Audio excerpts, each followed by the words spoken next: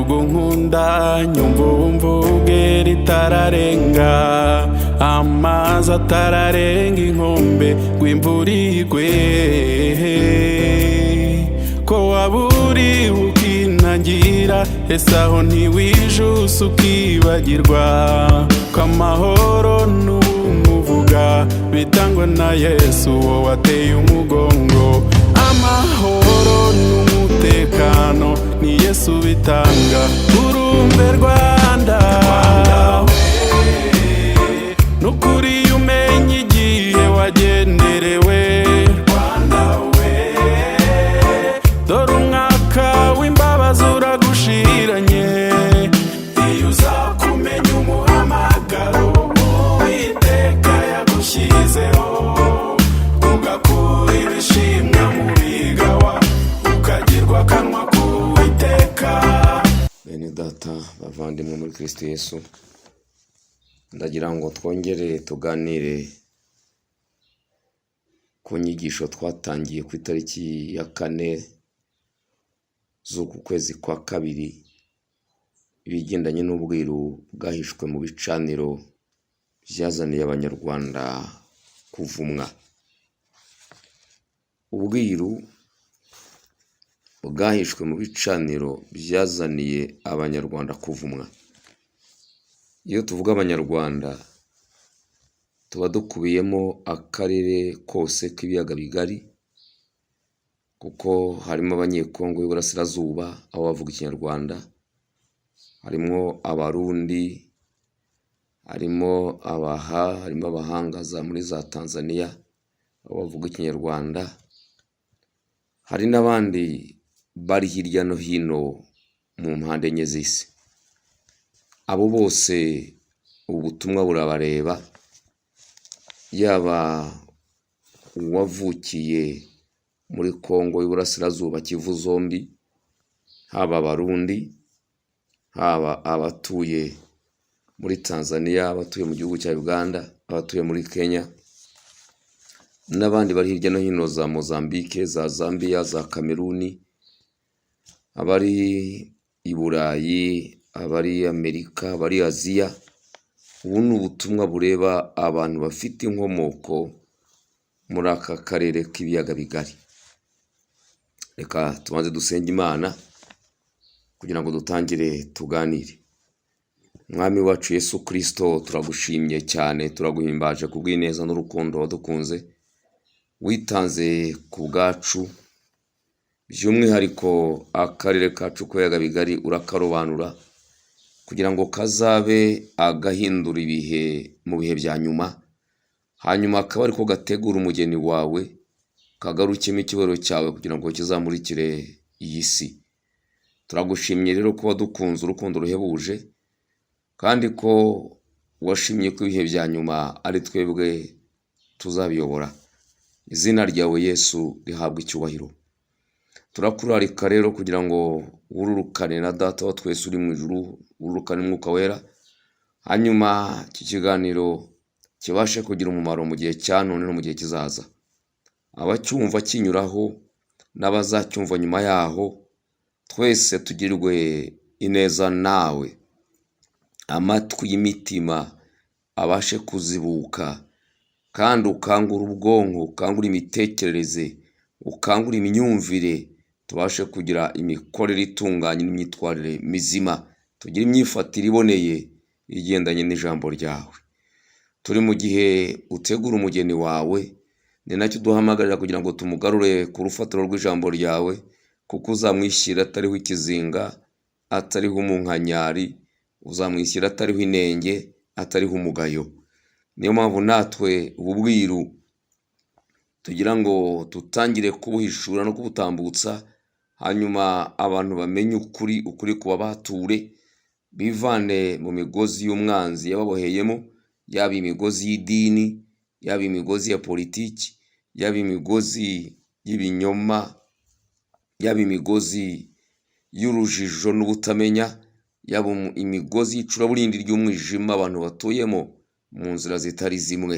Abantu bave mu buyobe bagaruke mu mucyo no mu murongo, hanyuma bubahe izina rye kandi baryubahishe, kugira ngo igicaniro cyawe Kristo cyongere kwaka, igicaniro cy'imandwa n'abazimu gisenyuke, igicaniro cyo mu idini cy'amaganya no kuboroga gisenyuke, igicaniro cy'impumyi gisenyuke, igicaniro cyawe Yesu Kristo kigomba kumurikira isi, kigahindura amahanga, kigatuma izina ryawe rishyirwa hejuru, kigatuma ubwami bwawe bwaguka, rigatuma itorero ribasha gukanguka rigahaguruka, hanyuma ukaryishyira ritariho umugayo. Icyo cyongere kwaka no kunyanyagiza ubyutse mu mpande enye z'isi. Urakoze Mucunguzi, komeza kutwagiza amaraso yawe, tubabarire ibyaha byose n'ibicumuro twagucumuyeho, kandi wongere kutweza kugira ngo tugaragare imbere yawe tutariho umugayo, tutariho urubanza, tudafitanye nawe icyo ari cyo cyose kidutandukanya. Urakoze Mucunguzi, ijambo ryawe urihire, uriho umugisha, uryereshe ukuri uko ari ukuri, kandi ribashe kugira imbaraga mu mitekerereze y'abantu, rihindura imyumvire, rituma abantu bagaruka mu murongo wifuza. Urakoze Mwami, kuko byose ubikora nk'umubyeyi, mu izina rya Yesu Kristo niho tubisabye, amina. Mu cyumweru gishize ku itariki ya 4 twaganiriye ku byerekeranye n'igicaniro, aho twibazaga ngo igicaniro ni iki, hanyuma igicaniro gikora gite. Twarebye igicaniro tureba nuko gikora, twabonye ko igicaniro ari ahantu abantu bahurira n'ikinyabubasha runaka bemera kandi bayoboka, kugira ngo basabane nacyo, babashe kuvugana nacyo no kugirana amasezerano, hanyuma bagire ibyo bakora, babikoranye n'icyo kinyabubasha. Twabonye rero ko ari ibinyabubasha bibiri mu isi biyoboye abantu. Twabonye Yesu Kristo ufite igicaniro kiyoboye abantu be, tubona na Satani nawe ufite ibicaniro. Yesu agira igicaniro kimwe, igicaniro cyitwa icy'Uwiteka, gikingura ijuru, kikurutsa ubwami bw'Imana, kigatanga amahoro, kikabyara umugisha, kigahesha abantu umunezero. Hakaba n'igicaniro cya kabiri rero cya Satani, igicaniro gitera abantu kuvumwa, kikabatuza mu gahinda, abantu bakaba kure y'ukuri, bakagendera mu icuraburindi. Icyo ni igicaniro cya kabiri cya Satani. Kikabamo rero ibice bitatu. Hari ikiyoboye iyi si, kiyoboye ubukungu, kikayobora politike, kikayobora n'umutekano. Icyo ni igicaniro cy'imandwa n'abazimu. Icyo ni cyo kiyoboye isi mu ngeri zose. Satani yashyize igicaniro cya kabiri agishyira mu idini, igicaniro cy'amaganya no kuboroga. Abakicayeho bari mu maganya kandi baraborozwa n'ibibazo bahura nabyo umunsi ku wundi. Igicaniro cya gatatu Satani yubatse ni igicaniro nacyo kiri mu idini, cyitwa igicaniro cy'impumyi. Icyo cyicayeho abayobozi bayoboye mu nzego z'idini. Muri iki gihe rwose ho biragaragara neza, iyo ugiye kureba ukitegereza, urimo urabona ko isi irimo iravuga ngo abantu bagomba kuyobora itorero rya Kristo cyangwa bagomba kuyobora insengero ni abantu bagomba kuba barize ibi cyangwa biriya. Ubundi iyo Yesu yahamagaye umuntu, ikintu cya mbere agomba gushakisha cyitwa umwuka wera. Uko biratubwira ngo umwuka wera naza, azabayobora mu kuri kose, azabibutsa, atwibutsa iki? Atwibutsa ibyo Yesu Kristo yavuze. Iyo umuntu yahamagawe afite umuhamagaro wa Kristo Yesu, Yesu amucisha mu ishuri. Yesu afite amashuri ye yigishamo abantu be. Ntabwo kwiga ari bibi, kwiga ntabwo tubirwanya ntitubihakana, ariko umuntu akiga afite umuhamagaro. Uko Yesu afite uburyo ahamagara abantu be, akabanyuza mu ntambwe zirindwi, kuko umuhamagaro ugira intambwe zirindwi. Izo ntambwe wazinyuzemo wuzuye umwuka wera, ukorera Imana, ukarera itorero rya Kristo, itorero rigomba kuragwa ubugingo buhoraho. Ariko niyo wakwiga ukagera Harvard, ukiga za Oxford, ukiga za Cambridge n'ahandi, udafite umuhamagaro, ntunyure muri iri shuri rya Yesu Kristo ry'intambwe zirindwi, ntacyo uzamarira itorero. Uzaza wubaka idini, ukorane na Satani. Aba rero nibo bayobozi Satani yicaza ku ntebe aciye mu idini, twita abayobozi b'impumyi. Aba tubasanga muri Yesaya igice cya 56 uhereye ku murongo w'9. Niho tubona aba bantu. Igicaniro cy'amaganya no kuboroga tugisanga muri Maraki ibice 2 umurongo w'13. Hanyuma igicaniro cy'imandwa n'abazimu ni nacyo tugiye kureba. Iki gicaniro cy'imandwa n'abazimu dusanga muri Ezekiyeli ibice 22. Ndasoma gusa imirongo 2, ariko aha niho tugiye kuzaganira dutinde, hanyuma turebe igicaniro cy'imandwa n'abazimu kuko tuzagitindaho. Umurongo w'9, Ezekiyeli 22, haravuga ngo ababeshyera abandi bari bakurimo kugira ngo bavushe amaraso. Abagutuyeho bagaburiye imandwa mu mpinga z'imisozi, kandi bagukoreramwo ibiteye ishozi. Muri wowe bambura base bakabatera ubwambure, kandi bakoza abagore bari mu mugongo isoni. Reka nongeraho 11 ngo umuntu akorana ibizira n'umugore w'umuturanyi we, kandi undi akanduza umukazana we amusambanya. Undi wo muri wowe agakinda mushiki we basangiye se. Aya ni amagambo Imana yavuganye na Ezekiyeli, iramubwira ngo agenda abwira Abisirayeli ibyabazaniye umuvumo. Igihugu cyari cyaravumwe kubera ko abantu bataye Imana, bayoboka iki gicaniro cy'imandwa n'abazimu.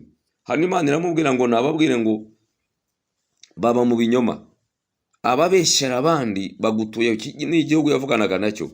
Igihugu kiri mu muvumo kuko abagituyemo ngo bagendera mu kinyoma, bagamije kuvusha amaraso, bagamije kumena amaraso atariho urubanza.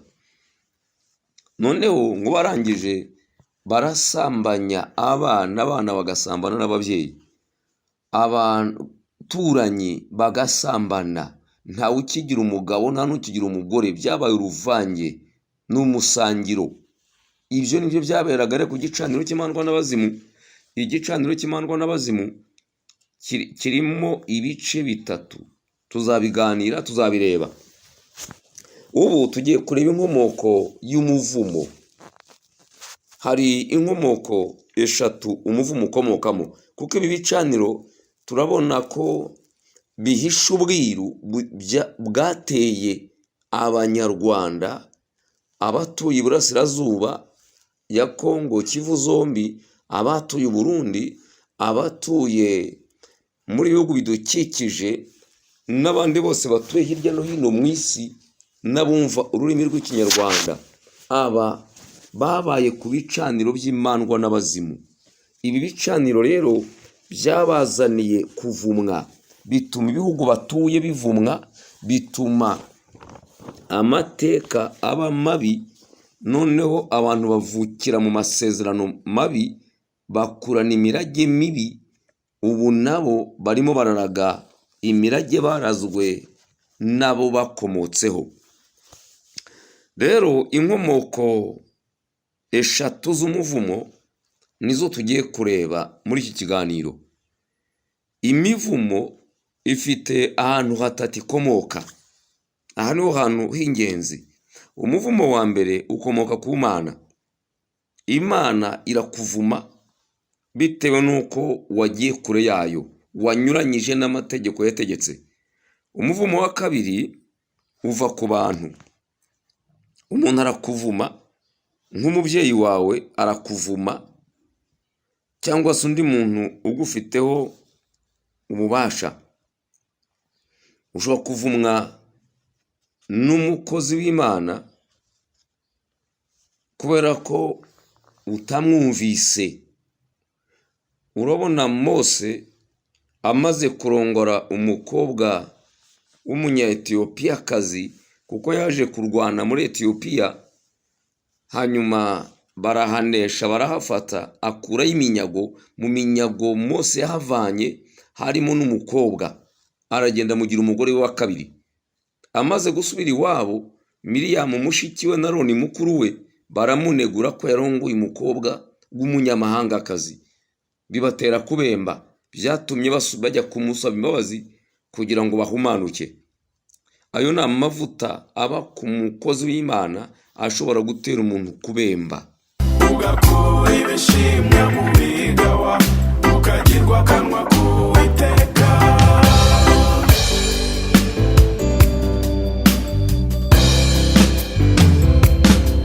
Uwiteka yakuvuzeho kuzajyana ububyutse bukwira isi, uzabwiriza amahanga yitegure,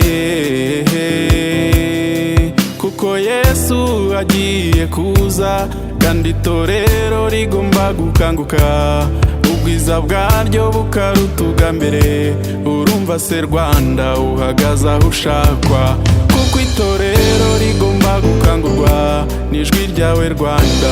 Urumve Rwanda, nukuri umenye igihe wagenerewe. Rwanda we, dore umwaka w'imbabazi uragushiranye. Iyo uzakumenya umuhamagaro Uwiteka yagushyizeho, ugakura ibishimwa mu bigawa, ukagirwa akanwa k'Uwiteka. Inkomoko ya gatatu y'umuvumo. Umuvumo wa gatatu ukomoka kuri Satani n'abadayimoni be. Umugabo witwa Yuda wagendanye na Yesu igihe cy'imyaka 3 irenga, yaje kwegerwa na Satani amwereka ko agurishije Yesu yavanamo ibiguzi byinshi bikamufasha. Hanyuma aragenda agambana n'abatambyi n'abakuru, arangije aramugurisha. Amaze kumugurisha, abonye bamufashe, yarazi ko Yesu afite ububasha bwo kubacika ntibamubone. None abona ibyo yibwiraga si ko abibonye, bimuviramo kwiyahura. Uyu ni umuvumo rero uva kuri Satani n'abadayimoni be. Uyu nguyu ni umuvumo wokamye isi, ugendana n'ibiguzi, kuko twawubonye yari Hezekiya avuga ngo abantu baguriza kubona indamu z'uburiganya, baramena amaraso kugira ngo bibonere ibyo bataruhiye. Aha tuzabireba, tuzinjiramo turebe iyi mivumo uburyo igenda ifata abantu, ikomotse kuri iki gicaniro kimandwa n'abazimu. Abantu bakaragwa ubukene bukabokama, bukababera umuvumo.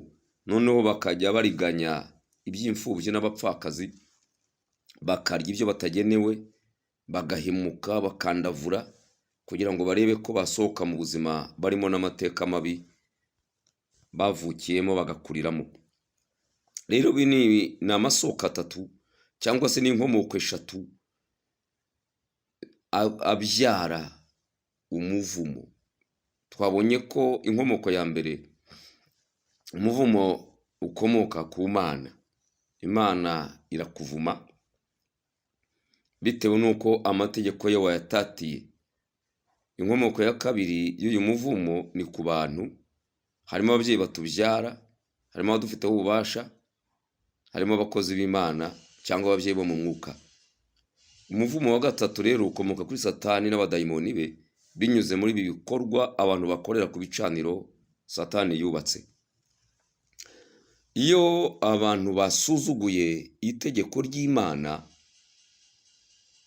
iyo umuntu akoze icyaha, icyaha kimuzanira amasezerano. Ndagira ngo turebe uyu muvumo uturuka ku Mana, uburyo ufata abantu n'uburyo abantu bahura nawo. Iyo abantu basuzuguye itegeko Imana yabahaye, bakajya kuramya izindi mana, bakajya mu byaha, Imana irabahana, ibasandazaho ibihano.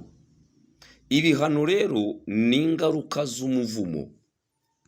Iyo twakoze icyaha, mu Baroma ibice 6 hatwereka ingaruka z'icyaha.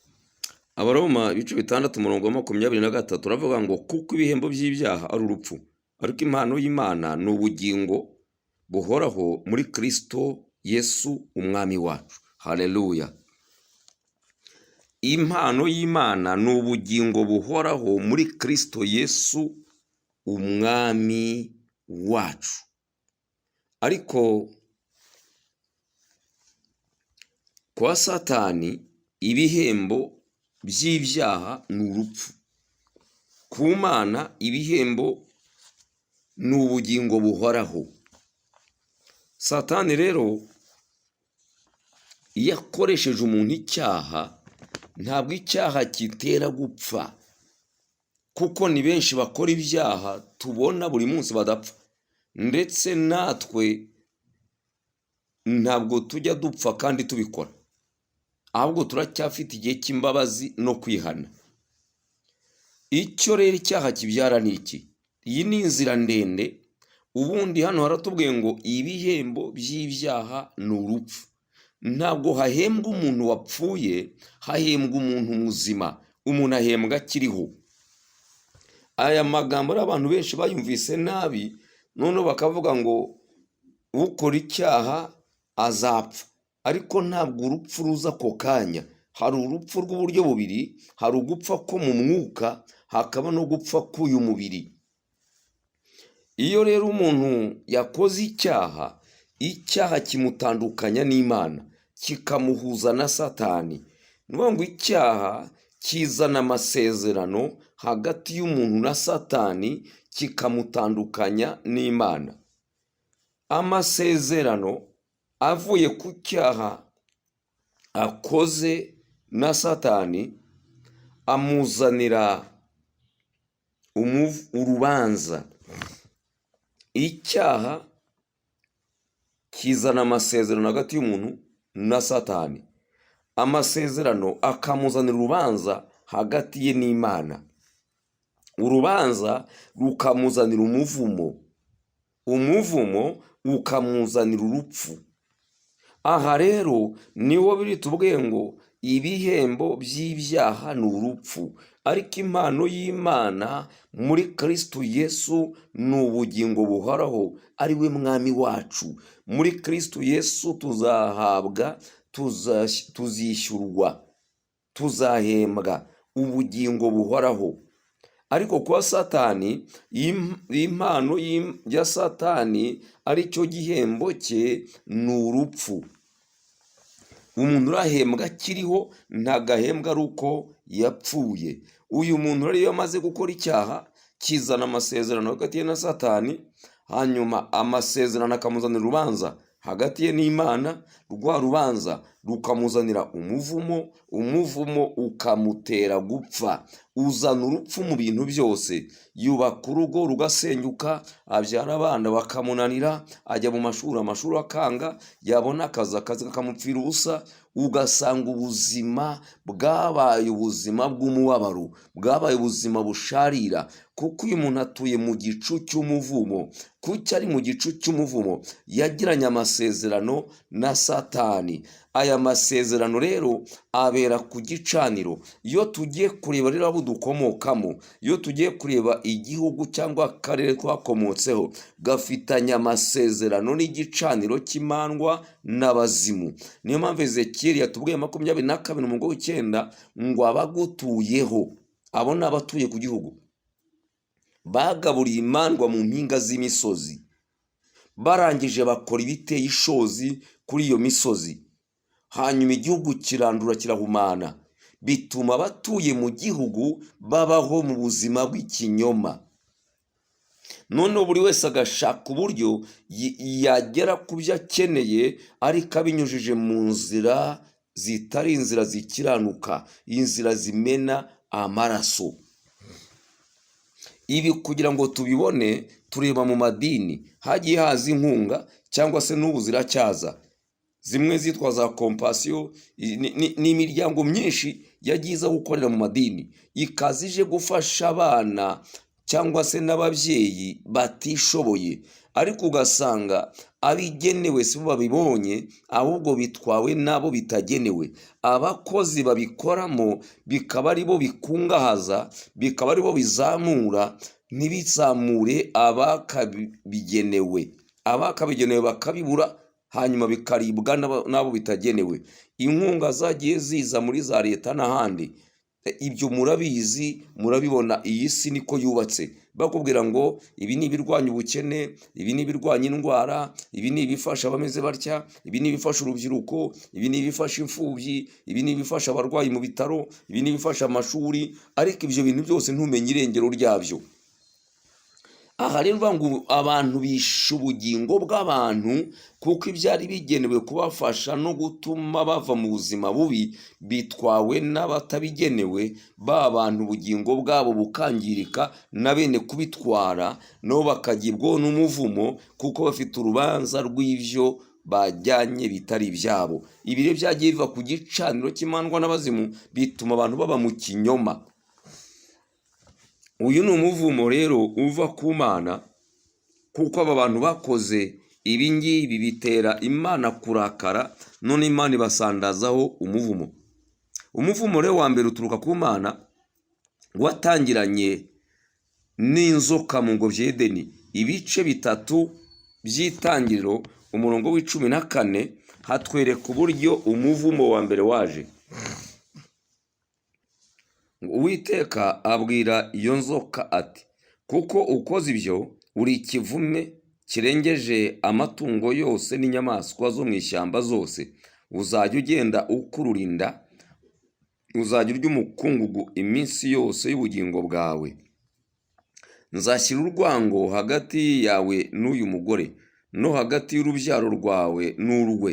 Ruzagukomeretsa umutwe, nawe uzarukomeretsa agatsitsino. Kandi Uwiteka Imana ibwira uwo mugore iti, kugwiza nzagwiza cyane umubabaro wawe ufite inda. Uzajya ubyara abana ubabara. Kwifuza kwawe kuzaherera ku mugabo wawe, nawe azagutwara. Na Adamu iramubwira iti, ubwo wumviye umugore wawe ukarya ku giti nakubujije ko utazaryaho, uzaniye ubutaka kuvumwa.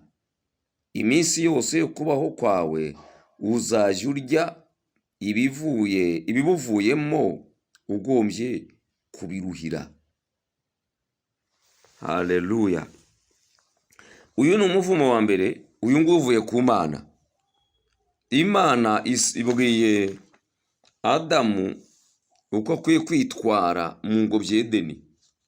Arangije ntiyagenda uko Imana imutegetse, kuko namwe mu ingobyi uyihingire kandi uyirinde. Hanyuma niyarinda, umwanzi arinjira, amaze kwinjira aca ku mugore, aramubeshya. Umugore asoroma ku mbuto z'igiti Imana yababujije, bamaze kuzirya bisanga bambaye ubusa. Imana ije kubareba irababura, hanyuma ihamagaye Adamu arabwira ngo twahunze mu maso hawe. Irababwira ngo byagenze bite? Adamu ananirwa kwihana, ahirikira icyaha ku mugore, aravuga ngo umugore wampaye. Imana ngo ibaze umugore ngo yanzoka. Inzoka iravumwa bivuye ku muntu. Hanyuma uko yayumviye, iyo atayumvira, ko Imana yari yavuganye nawe mbere, imuha umurongo, imwereka ibyo azakora n'ibyo azitondera n'uko azitwara. Inzoka iravumwe, ubutaka buravumwe, umugore aravumwe, umugabo aravumwe. Umugore yamwe ngo kubabara ubyara ibyo bizagwira, nzabigwiza, uzabyara ubabaye.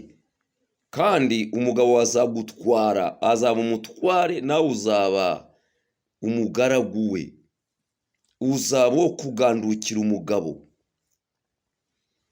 Hanyuma ibwira umugabo ngo nawe ubutaka ntabwo buzongera kuguha ibyo kurya gutyo gusa, bugiye kumera amahwa, nawe uzajya ubukuramo umutsima, uzajya ubukuramo imboga ubanje kubira icyuya. Ibi ngibi si niyo yakora iki, ntishobora kubihindura, kuko ni umuvumo wavuye ku Mana. Umuvumo uvuye ku Mana ntabwo uhinduka, nta kiwuvanaho. Niyo haza umukozi w'Imana usize amavuta ameze ate, ntabwo umuvumo uvuye ku Mana ujya ukurwaho, kuko ni Imana iba yavumye. Iyo Imana yavumye ntawe ushobora kuvumura icyo yavumye. Umuvumo wa ku Mana ntuvaho, kuko Imana niyo iri hejuru y'ububasha bwose. Abavumura ni abahabwa amavuta n'ubutware n'ububasha n'ubushobozi. Nayo igusiga amavuta aguha ubushobozi, akaguha ububasha, ukaba ufite ubutware ku bintu Imana yaremye. Aha rero iyo ari Imana yavumye ntishobora kuguha amavuta aruta yayo, kuko nta mavuta abaho aba hejuru y'ay'Imana. Uyu ni umuvumo rero utajya uvumurwa. Iyo Imana yavumye ikintu biba byarangiye. Niyo mpamvu rero ubona isi ibayeho mu mubabaro, abantu bagerageza guca hepfo no haruguru ngo barebe ko bavuguruza iby'Imana yavuze, ariko byaranze. Niyo mpamvu ubona isi irushye, kuko iri munsi y'umuvumo wavuye kuri Adamu na Eva. Yaravuze ngo no gupfa muzapfa. Abantu bararwanya urupfu ariko byaranze. N'aba bandi bitwa ko barurwanya, iyo rubagezeho ntabwo rubasiga, rurabatwara. Uyu ni umuvumo wa mbere uva ku Mana. Umuvumo rero uturuka ku Mana akenshi ntuvaho, niyo wagira ute, niyo wasenga amasengesho ateye ate, keretse Imana ubwayo yigaruye. Kandi ibyo ntibikunze kubaho, kuko biratubwira ngo Imana ntabwo ijya ivuguruza ibyo yavuze. Si umwana w'umuntu, ni Imana. Umuntu n'ugeraho akisubira, ariko Imana iyo yavuze ibyayo biba ari ihame. Niyo mpamvu rero na n'ubu abagore bakibyara bababara. Kubona ibitunga umuntu bikaba bigomba kunyura mu cyuya yabize. Uyu ni umuvumo wa mbere uva ku Mana. Umuvumo wa kabiri uva ku bantu, ni umuvumo ukomoka ku bantu. Umuntu arakuvuma, umuntu yakuvuma, umuvumo ukagufata. Rero dufite abantu batatu bavuma abantu. Ushobora kuvumwa n'umuntu wese ugufiteho ububasha. Umuntu yagufiteho ububasha akuzanira kuvumwa. Hari ababyeyi batubyara. Iyo umubyeyi akuvumye, kuko muri we harimo igicaniro, mu muntu habamo igicaniro. Iyo atari umuntu wubaha Imana, aba afite igicaniro cy'imandwa n'abazimu muri we. Iyo ari umuntu wubaha Imana, aba afite igicaniro cy'Uwiteka muri we. Igicaniro kimwe rero gisenya ikindi. Iyo umuntu atuwemo n'igicaniro cy'imandwa n'abazimu, aba ari umukozi wa Satani, aba akoreshwa n'abadayimoni. Uyu nguyu asenya igicaniro cy'Imana. Noneho igicaniro cy'Imana ugifite muri we, uyu nawe atuwemo na Kristo Yesu.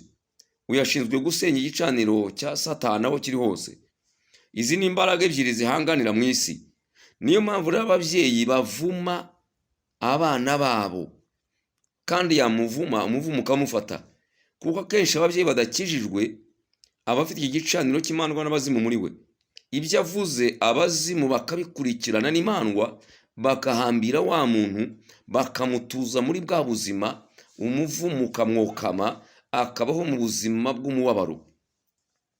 Uyu rero kugira ngo azakire, azabohoke, nuko ahura n'umukozi w'Imana. Imana yasize amavuta, akaba afite amavuta y'Imana amufasha kubohora abantu, noneho akamusengera, yamara kumusengera akamusohora muri uyu muvumo, akamubohora imigozi y'imirage, akamuvana mu mateka ya kera, akamutandukanya n'umuvumo yashyizweho n'abamubyaye. Ntabwo umubyeyi yawuvuguruza keretse yakijijwe, iyo amaze kwihana agahindukira, igicaniro cyari kiri muri we kikimuka, none akakira igicaniro gishya cya Kristo Yesu kigatura muri we, umuriro w'Umwuka Wera ukamwakamo. Uyu nguyu ashobora kuvuguruza ibyo yari yaravuze, hanyuma umuntu akamuvumura. Mu muntu rero niho Yesu Kristo atura, agatangira gukora imirimo ye aciye muri uwo muntu, akoresha uwo muntu, agakorana nawe. Ibi tubisanga mu Bakorinto ba mbere ibice 3 umurongo w'17 na 17. Abakorinto ba mbere igice cya 3:16. Umva uko aya magambo avuga. Aravuga ati ntimuzi yuko muri urusengero rw'Imana, kandi ko umwuka w'Imana aba muri mwe. Umuntu utsemba urusengero rw'Imana, Imana izamutsemba, kuko urusengero rw'Imana ari urwera, kandi urwo rusengero ni mwe. Haleluya. Rero aha aratwereka ko turi insengero z'Imana. Imana kuvuga ngo urutsemba, urutuzamo ibindi bintu. Niba arushenyeje wenda urusengero rw'Imana, kuko umwuka w'Imana atura muri jye. Nivuga ngo Yesu atura muri jye, agakorana nanjye. Iyo uri muri jye harimo igicaniro cy'Uwiteka, icyo gihe nsenya ibyo Satani yubaka, mvana imivumo ku bantu, ndabasengera bakavumurwa. Ariko iyo mfite igicaniro kimandwa n'abazimu, icyo gihe ntera abantu kuvumwa. Niyo mpamvu umubyeyi rero muri we harimo iki gicaniro kimandwa n'abazimu, atera abana umuvumo. Ashobora kukuvugaho ibintu bikakubaho, cyangwa se umuntu wese ugufite ubutware nawe ari muri iki gicaniro atera abantu ugakora ibishimwa mu bigawa, ukagirwa akanwa k'Uwiteka.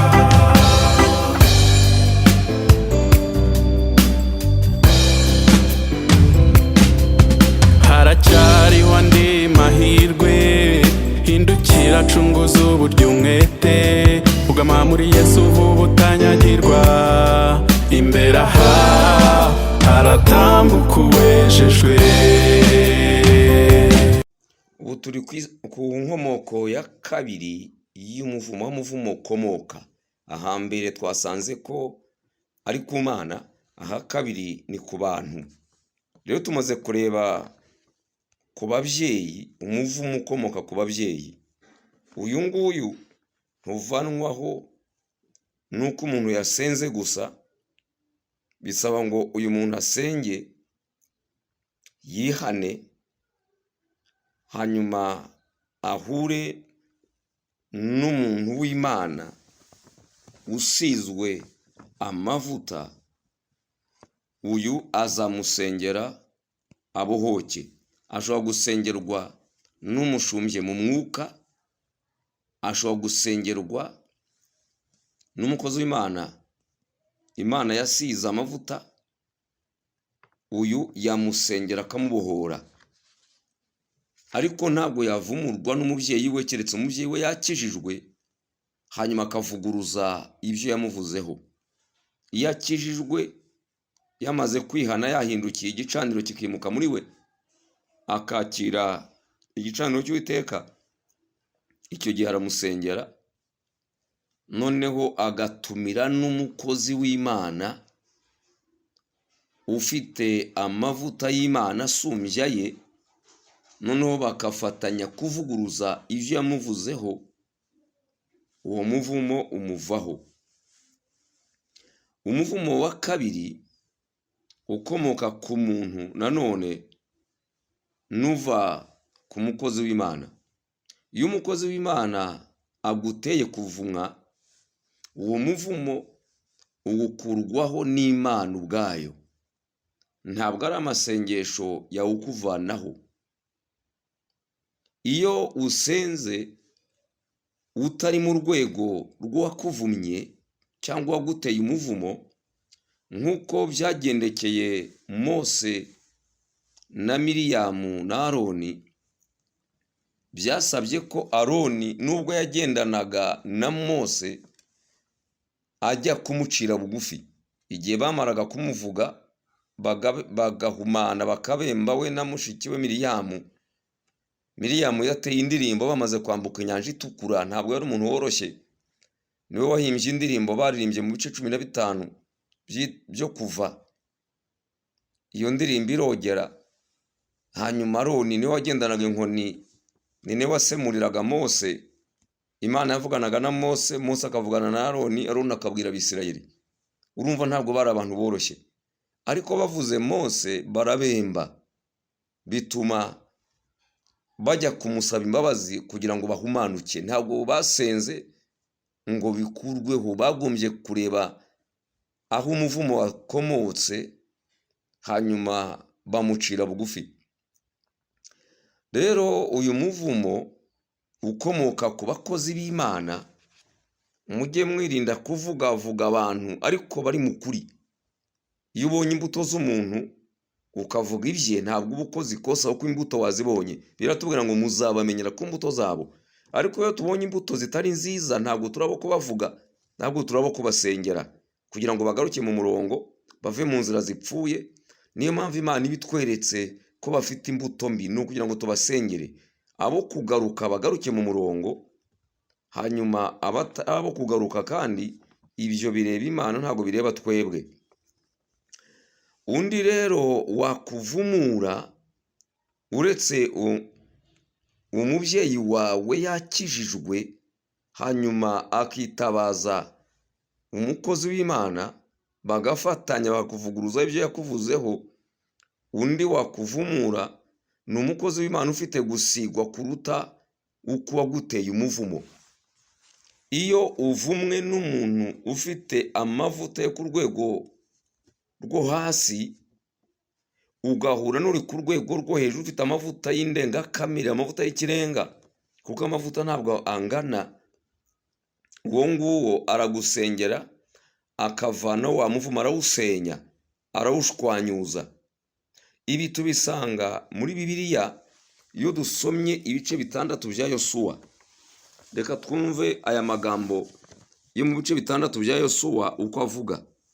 Hanyuma turaza no gusoma no mu Bami ba mbere ibice 16 umurongo wa 34, turebe uko hano Bibiliya itubwira. Yosuwa ibice 6:26 27 haratubwira ngo icyo gihe Yosuwa arabihanangiriza arahira ati umuntu uzahaguruka akajya kubaka uyu mudugudu Yeriko avumwe imbere y'Uwiteka. Igihe azubaka urufatiro rwaho azapfusha imfura ye, n'igihe azahaterera inzugi z'amarembo azapfushe umuhererezi we. Nuko Uwiteka yabanaga na Yosuwa kandi arogera byamamara mu gihugu cyose. Uyu ni Yosuwa bamaze kugera Yeriko, hanyuma Yeriko arahavuma kuko habamariye abantu. Amaze kuhavuma, umuvumo we uragenda uribika, urishingura, ko umuvumo ntabwo upfa. Umuvumo utegereza ibihe hakazaboneka abawuvuguruza. Iyo abawuvuguruza babonetse birakunda, iyo hatabonetse abawuvuguruza ikibazo kirakomera. Uyu ni Yosuwa avuma Yeriko. Reka ngaruke ku Banyarwanda mbereke umuvumo wahagana mu kinyejana cya 16 wakomotse kuri umwami Ruganzu wa kabiri Ndoli na Ryangombe Umucwezi, bamwe muri Uganda bamwita Dungu, hanyuma twebwe tumwita Ryangombe, n'ushinzwe yarashinzwe amashyamba. Niyo mpamvu wabonaga agenda mu nzira zihiga, yarashinzwe amashyamba.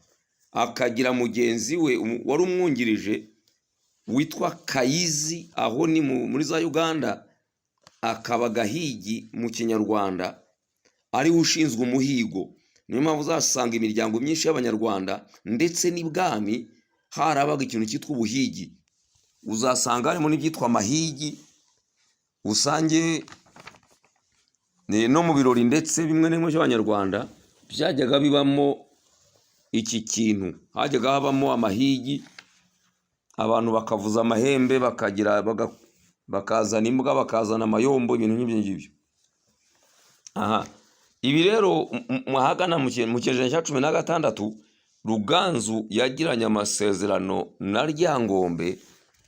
Ryangombe aramubwira ngo Abanyarwanda nibatamubandwa, icya mbere abakobwa babo bazagumirwa.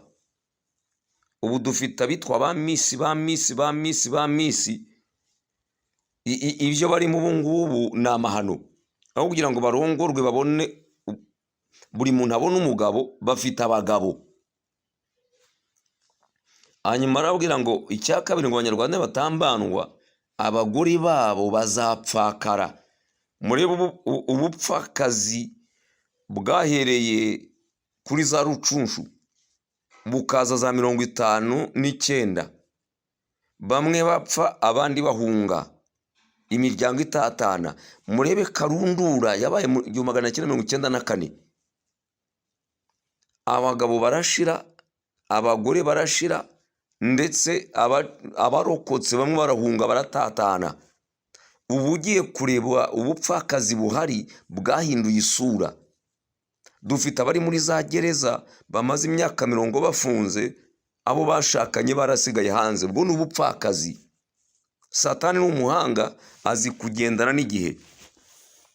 Iryo ni isezerano ryavuye kuri Ruganzu, umwami n'umucwezi Ryangombe. Ni mu kinyejana cya 16. Imyaka hafi 500 igiye gushira, ariko icyo kintu kiracyazerera, kiracyakurikirana Abanyarwanda. Aramubwira ngo icya gatatu, ngo Abanyarwanda nibatamubandwa bazokamwa n'ubukene bw'iteka ryose. Mwitegereze ubukene Abanyarwanda babayemo, n'ubu induru ziravuga. Kugeza ubwo umuntu bamuha poste nziza, agiye ku rwego rwa ministre cyangwa bamuhaye ikigo gikomeye, hanyuma inkunga zikijemo na bije yacyo yose akayora, akayirukankana, yagera hirya iyo ngiyo ati igihugu kiranshaka kunyica, agatwara ibyagafashije abenegihugu. Umuntu akiharira isoko, leta ikajyaho ikiharira amasoko yose y'igihugu. Ugasanga agatsiko k'abantu batarenze 10 niko kihariye ubutunzi bwose bw'igihugu, kihariye ibyiza by'igihugu. Abandi bagasigara ari abagererwa mu gihugu cyabo, bagasigara ari abatinda ari inkoma amashyi, bagasigara ari abantu bari aho gusa bareberera abandi. Icya kane, aramubwira ngo Abanyarwanda nibatambandwa bazokamwa n'ubuhunzi, bazahora bateraganwa hirya no hino. Ni mu kinyejana cya 16.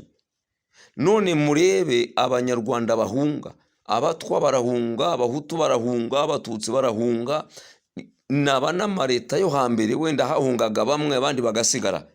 Ariko muri iki gihe turimo amoko yose arahunga. Aramubwiye ngo Abanyarwanda nibatemera kumbandwa, ni isezerano ribaye hagati y'umwami n'umucwezi. Abakobwa banyu bazagumirwa. Icya kabiri, Abanyarwanda nibatambandwa, abagore babo bazapfakara. Icya gatatu, Abanyarwanda nibatambandwa bazokamwa n'ubukene bubaho akome. Icya kane, Abanyarwanda nibatambandwa bazahora ari impunzi hirya no hino. Icya gatanu, Abanyarwanda nibatambandwa abagabo babo bazakenyuka. None mwitegereze murebe ibihe turimo ibyo ari byo. iri ni isezerano riva kure mu kinyejana cya 16. Aha rero umuvumo nashatse kwereka ko umuvumo uvaho ari uko abantu bamaze kuwumenya hanyuma bakawuhagarika. Abanyarwanda ntabwo bigeze batahuriye imivumo ngo bamenye ko ibicaniro babayeho, kuko iki gicaniro cy'uyu mucwezi n'umwami Ruganzu wa kabiri Ndoli, iki nicyo cyazaniye igihugu kokamwa n'ubuzima kibayemo ubu. Kugira ngo rero amateka yacyo ahinduke, bisaba ko iki gicaniro abantu bakizimya, hanyuma bagashyiraho igicaniro gishya, bakavuguruza ibyavuzwe n'uyu mucwezi. Uyu mucwezi ahagarariye Satani, hanyuma n'umwami ahagarariye igihugu. Iki ni igicaniro gifite imbaraga, gisaba abantu bari hejuru yabo mu bubasha, mu butware no mu mbaraga, bafite amavuta aruta yabo, bakaza bakavuguruza ibyo bavuze, bagasenya igicaniro cyabo, bagashyiraho ikindi.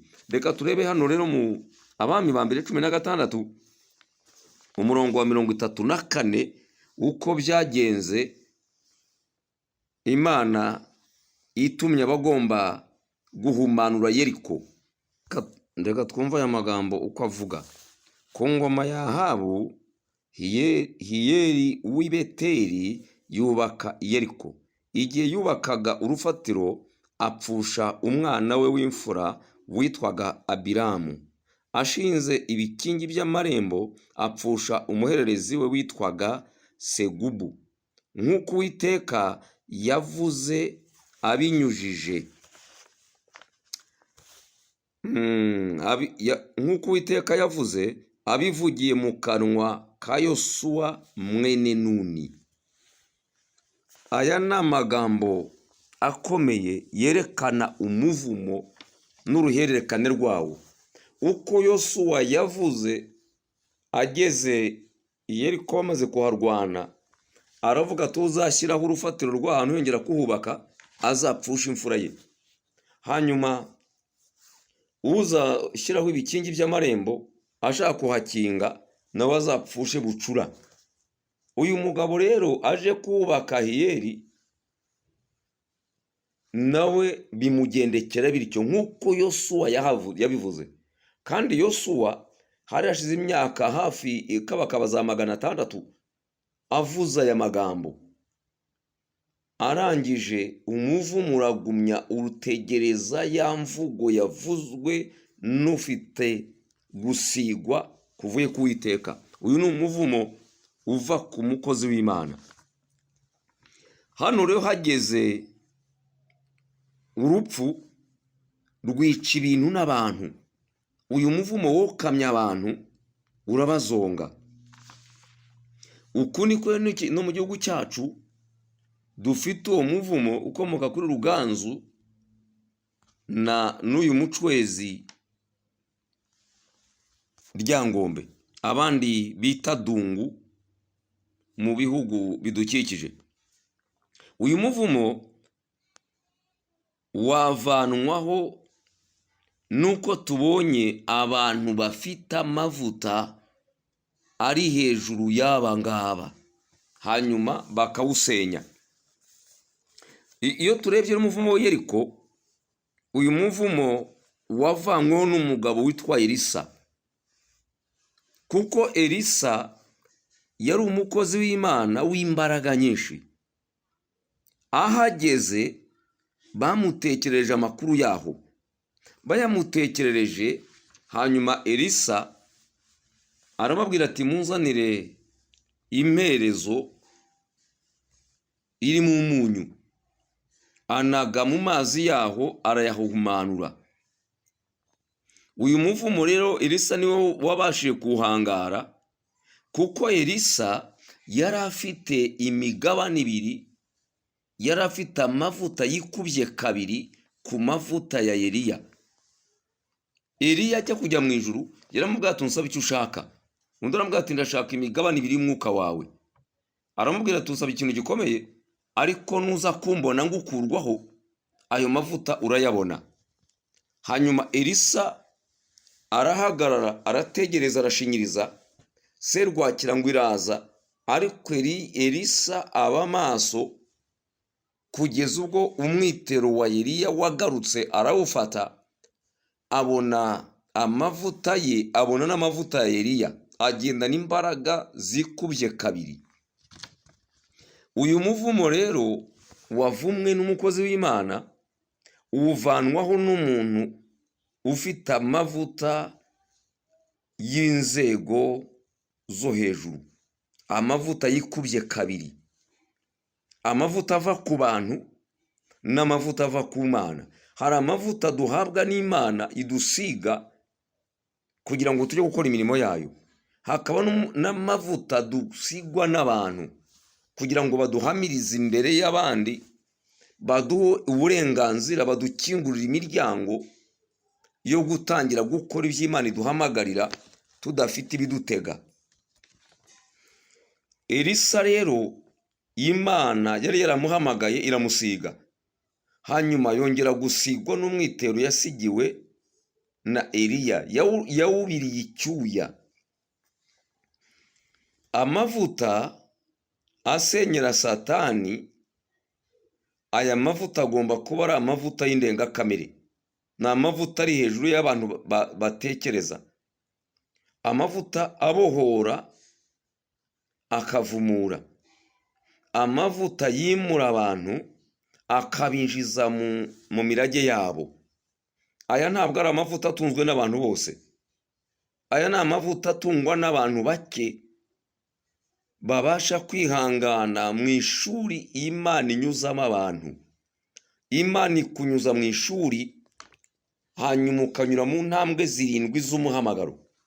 Izi ntambwe 7 z'umuhamagaro iyo zinyuzemo, urwego rwa 7 ni urwo gutabara, kujya kubohora abantu n'ibyabo. Iyo aya mavuta rero akuriho, uba ugomba kujya gutabara abo Satani yagize imbata. Aya ni amavuta y'indengakamere, amavuta akingura ikirere, amavuta abohora imitima y'abantu, n'amavuta agarura iby'abantu umwanzi yabanyaze. Ni amavuta y'indengakamere. Uku ni ugusigwa ko hejuru kubohora abantu n'ibyabo, kwinjiza abantu mu mirage yabo, kukabatura abantu mu bata bw'umwanzi, kukongera kubunga n'Imana, kukabatandukanya na Satani n'imikorere ye. Aya mavuta rero ntabwo yasangana abantu benshi. Uyu mugabo Elisa wabashije kuvumura Yeriko yari mu mavuta amwe n'uyu mugabo wahavumye Yosuwa. Nukuri umenye igihe wagenerewe, dore umwaka w'imbabazi uragushiranye. Iyo uzakumenya umuhamagaro Uwiteka yagushyizeho, ugakura ibishimwa mu bigawa, ukagirwa akanwa k'Uwiteka. Inkomoko ya gatatu y'umuvumo ni Satani n'abadayimoni be. Uyu muvumo ukurwaho no kwihana, gusenga no gukiranuka.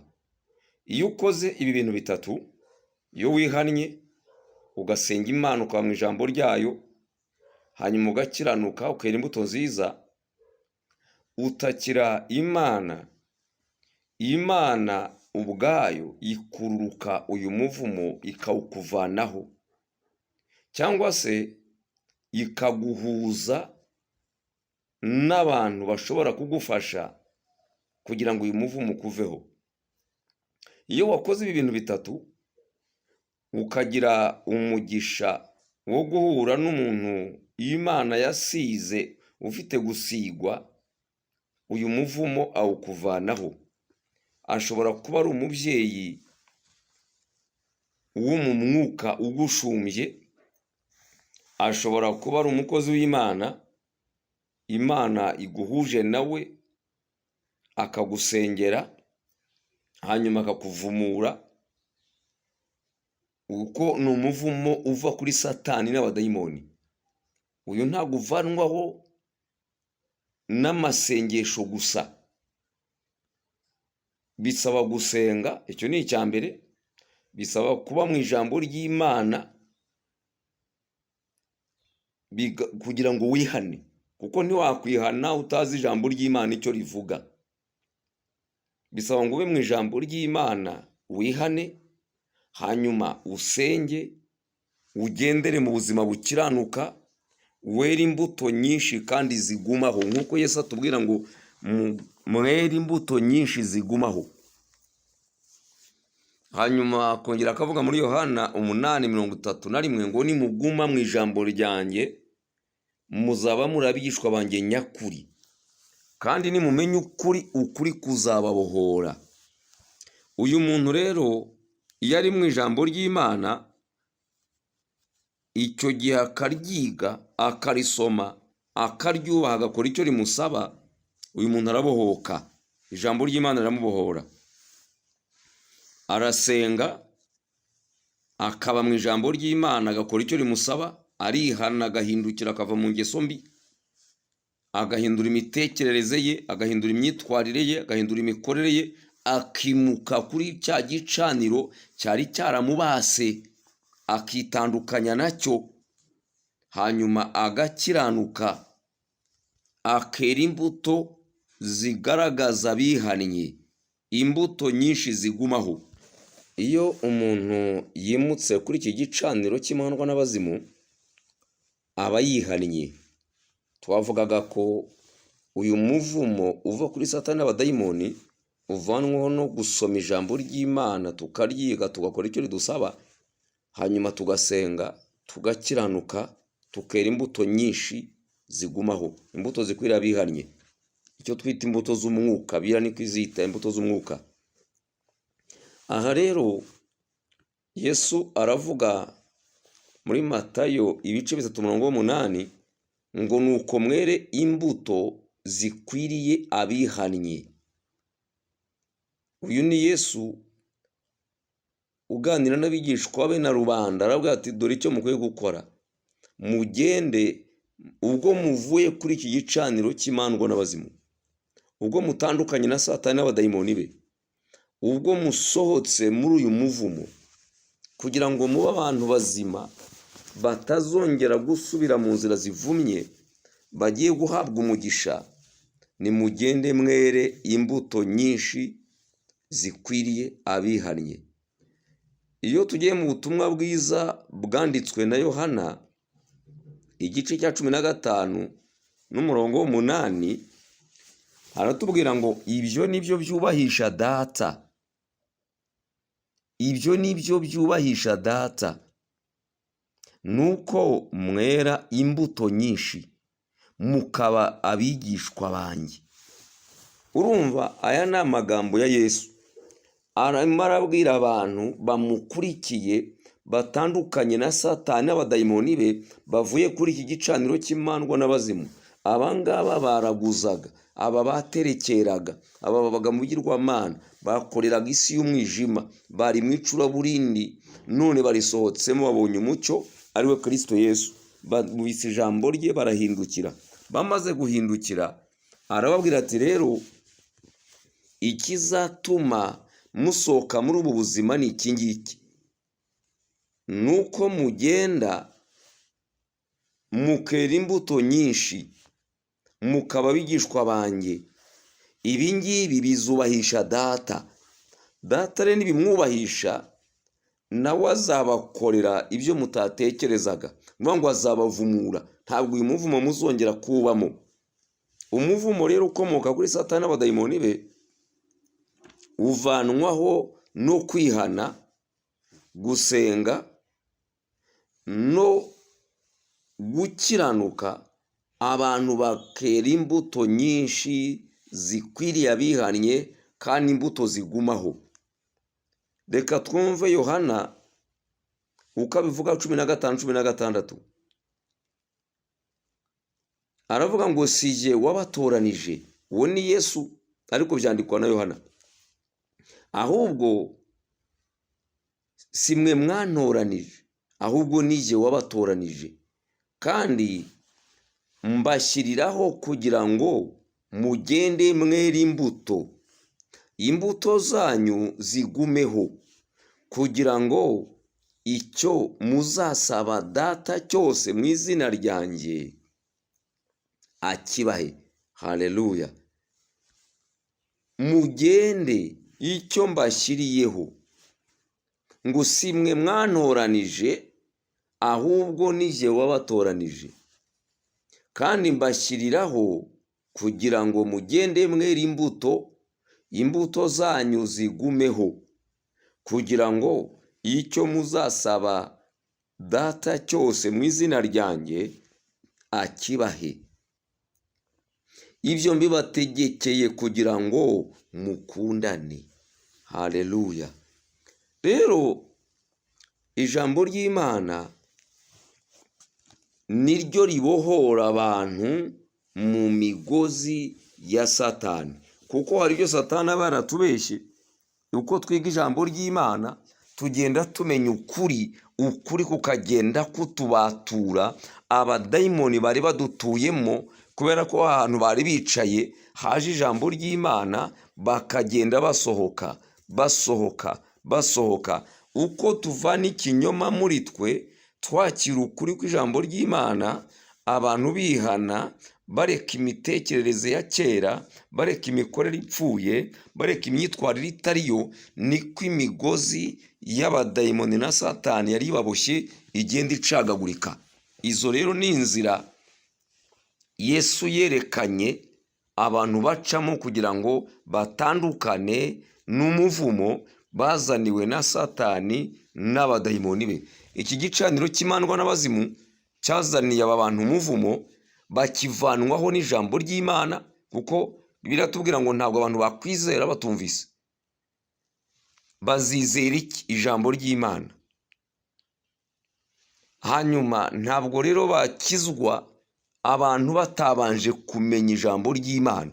Ijambo ry'Imana niryo ryonyine ribasha kumenyesha umuntu ikibi n'ikiza, hanyuma rikamutandukanya n'umwijima, rikamushyira mu mucyo, rikamuvana mu kinyoma, rikamushyira mu kuri, rikamuvana mu bipfuye, rikamushyira mu bizima, rikamuraga umurage muzima, umurage mushya, rimuvanye mu murage wa kera, umurage upfuye, rikamwubakira amateka mashya, rimuvanye mu mateka ya kera. Ijambo ry'Imana rifite imbaraga mu guhindura imitekerereze y'abantu, mu guhindura imyitwarire y'abantu, mu guhindura imyumvire y'abantu, mu guhindura imikorere y'abantu, mu guhindura imigenzereze y'abantu. Rero dukeneye ijambo ry'Imana kugira ngo ritubashishe kumenya ukuri kuduhe kubohoka. Birakwiriye ngo abantu bihane, kuko ntabwo wava ku gicaniro cy'imandwa n'abazimu ngo Satani n'abadayimoni bakurekure utabanje kwihana, utabanje gutandukana nawe. Twihana imirimo ipfuye, tukihana amateka ya kera, tukihana ibyaha twabagamo, tukihana imikorere itariyo, tugasohoka mu kinyoma cy'umwanzi, kugira ngo tubashe kugenda nk'uko Imana iduhamagara. Ndimo nsoza rero, turimo turareba ubwiru bwahishwe mu bicaniro byazaniye abanyarwanda kuvumwa. Tubonye ibintu bitatu by'inkomoko cyangwa umuvumo ukomokaho. Icya mbere, umuvumo ukomoka ku Mana. Icya kabiri, umuvumo ukomoka ku bantu. Icya gatatu, umuvumo ukomoka kuri Satani n'abadayimoni be. Iyi mivumo twagiye tureba ibishobora gutuma abantu batandukana nayo. Kugira ngo rero dusohoke mu muvumo, bisaba ko abantu babanza bakihana, bakakira umwami Yesu nk'umukiza n'umwami w'ubugingo bwabo. Abantu bagasohoka mu mwijima bakajya mu mucyo, bakava ku gicaniro cy'imandwa n'abazimu aricyo kiyoboye iyi si mu nzego zose, mu ngeri zose, noneho bakimukira ku gicaniro cya Kristo Yesu, bagahunga idini bagasanga Yesu Kristo. Iki ni cyo abantu basabwa. kuko iyo dusomye ubutumwa bwiza kuva muri Matayo kugera mu Byahishuwe, haratubwira ngo mwihane mutunganye inzira z'Uwiteka, dore ubwami bwo mu ijuru buri hafi, musohoke mu nzira z'umwijima. Natwe rero reka dusoze dufasha abantu kwihana no guhindukira, kugira ngo abantu bakire agakiza, bimuke ku gicaniro cy'imandwa n'abazimu, bakire Yesu nk'umwami n'umukiza ubugingo bwabo. Niba utari wakira agakiza, niba ukiri kuri iki gicaniro cy'imandwa n'abazimu, we wumvise ubu butumwa bwiza bw'ubwami bw'Imana bukwereka icyakuzaniye umuvumo, noneho reka tukwereke n'icyaguhesha umugisha, rero cyaguhesha amahoro. Bibiliya tubwira mu rwandiko Pawulo yandikiye Abaroma igice cya 10:9 ngo niwatuza akanwa kawe yuko Yesu ari umwami, ukizeza umutima wawe yuko Imana yamuzuye, uzakizwa. Kuko umutima ari wo umuntu yizeza akabarwaho gukiranuka, kandi akanwa akaba ariko yatuza agakizwa. Kuko ibyanditswe bivuga biti, uwizera wese ntazakorwa n'isoni. Haleluya! Uwizera wese umwami Yesu ntabwo azakorwa n'isoni. Impamvu dukorwa n'isoni nuko tuba turi mu muvumo, ariko iyo wizeye umwami Yesu uba winjiye mu irembo ry'umugisha. Icyo gihe ntabwo wongera gukorwa n'isoni. Nawe mwene data na mushiki wanjye, ndagira ngo nkwifurize rero kudakorwa n'isoni, ahubwo wakira umwami Yesu, umuhe ubuzima bwawe, umuhe umutima wawe, uhereye none akubera umwami n'umukiza, atangire kukuyobora mu myaka ushigaje imbere. Hanyuma we kuzaragwa umuvumo w'urupfu rw'iteka, ahubwo uzaragwa ubugingo buhoraho muri Kristo Yesu. Ndagira ngo ugufashe wature agakiza, usubiremo aya magambo ngiye kukubwira. Subiramo uti, mwami Yesu, uyu munsi numvise icyampesha amahoro. Ndashaka kwimuka kuri iki gicaniro cy'imandwa n'abazimu, gitera abantu kuvumwa bakaba mu mwijima w'icuraburindi, bava muri iyi si bakazaragwa umubabaro w'iteka. Yesu, nguhaye umutima wanjye, uwuturemo. Uhereye none umbere umwami n'umukiza, unkure mu gitabo cy'urupfu, unyandike mu gitabo cy'ubugingo. Amaraso yawe nanyuhagire, ankureho umuvumo wose nazaniwe n'ibyaha nabayemo. Umbohore buri migozi yose yari imboshye. Yesu, umpe umugisha.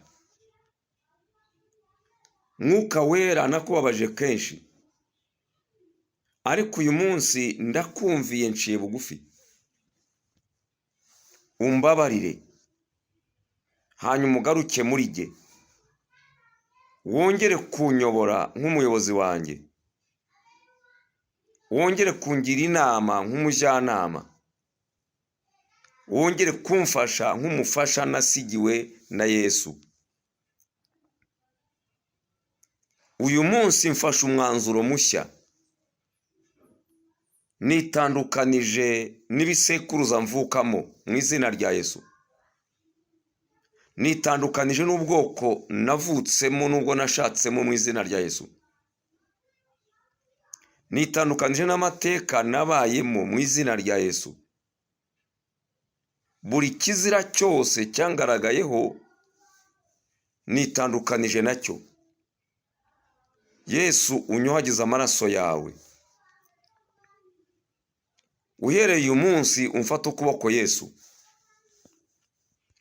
Nimutse mu muryango w'abantu bapfa.